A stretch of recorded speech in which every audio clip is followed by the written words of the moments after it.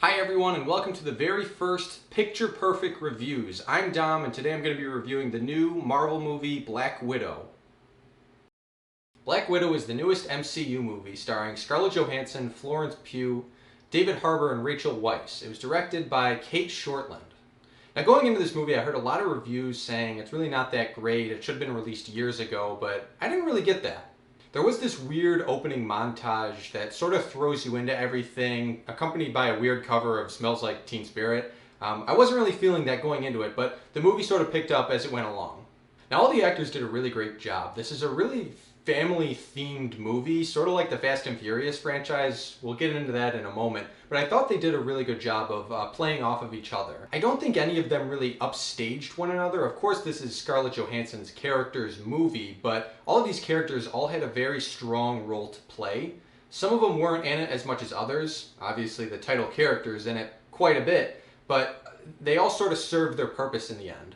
Going off of what I said earlier, this movie reminded me a lot of another movie I haven't reviewed yet, Fast and Furious. I won't say they stole, but it seems like they borrowed a lot of elements from that film series.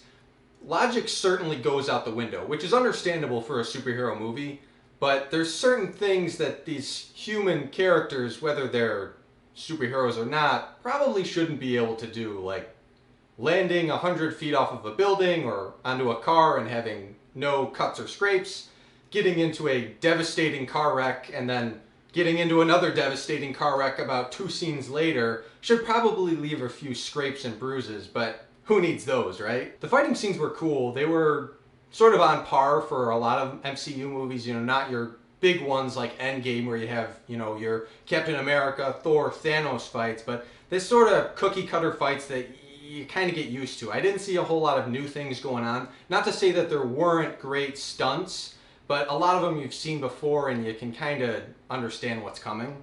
There was a lot of punching and explosions and car chases for the sake of it, but I don't know that it added too much to Natasha or the story itself. It was just sort of in there to fill time, which is great. It's entertaining, it's fun, it's good to see, but when you see movies like this over and over and over again, it's nice to see something new. One thing I didn't really like about this movie was the villains. They sort of fell into that formulaic, predictable MCU villain problem, sort of like with Ant-Man and the Wasp. Now, those two movies are very similar, especially with the whole family theme, but I thought Black Widow did it better. Ant-Man sort of bored me. I didn't really feel that connection. But Black Widow took what they did there, sort of put a new shine on it, and made it a little bit better. I liked watching the scenes of the 4 of them together. That's Natasha, Yelena, Alexei, and Melina. They were really good together, and there were a few scenes that really brought you into it where other movies sort of lack. A lot of people said this movie should have came out earlier. It does take place in 2016, right in that Civil War era, and it does feed off of that a little bit. But I think this movie actually benefits from being one of the more standalone movies in the MCU. There's very little you need to know going into it, aside from knowing maybe who General Ross is, who, let's be honest, I really didn't know much about him. I know he's been in a couple movies. He's just sort of there. You move on from him very quickly, and then it gets into the direct conflict with Natasha and the villain.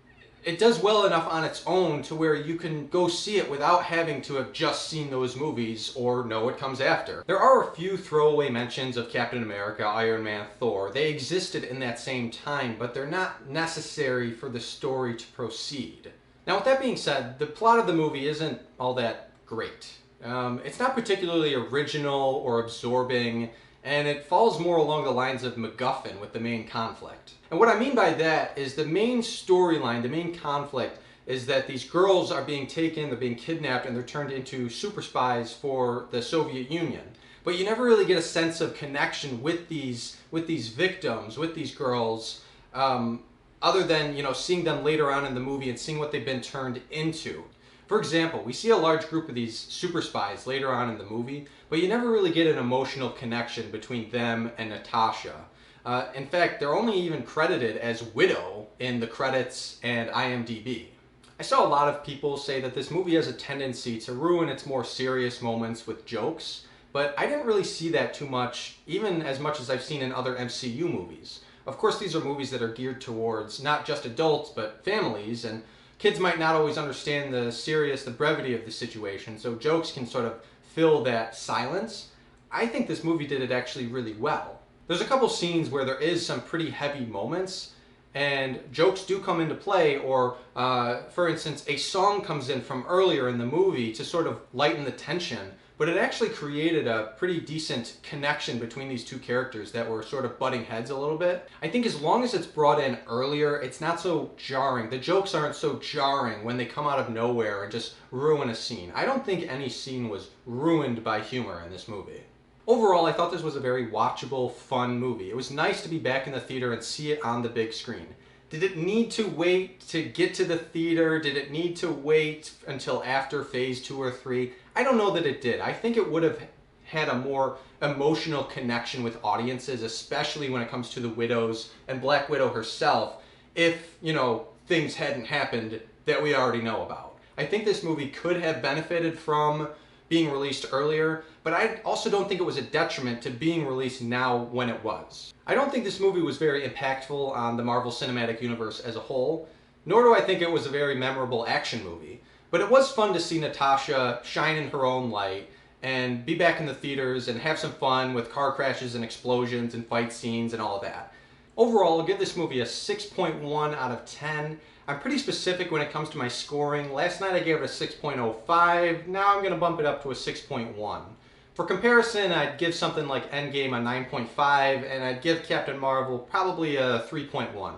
Those are just my opinions. I thought this was a very mid-tier MCU movie. It didn't blow me away, but I also wasn't ready to walk out of the theater because of it. Thanks for watching, everyone. If you like hearing me ramble about movies, I've got a few more reviews in the works and I'm excited to upload them. If you like the photo in the background, it is for sale. Shameless plug, I am a photographer, and you can visit my Facebook page, DJL Photography. I'll put a link to it in the description. Thanks for watching, everyone.